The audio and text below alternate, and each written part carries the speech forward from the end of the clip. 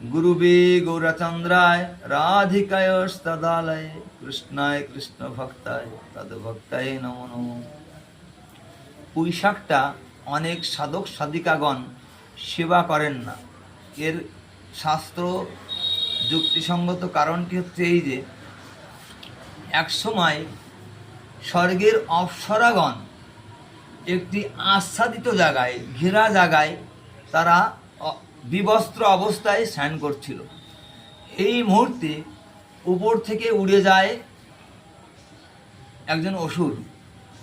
এই অসুরটা উপর থেকে উড়ে যেতে গিয়ে সেই অপ্সরার নগ্ন অবস্থা দেখে কামাক্তভাবে সেই অপ্সরাকে তাড়া করেন।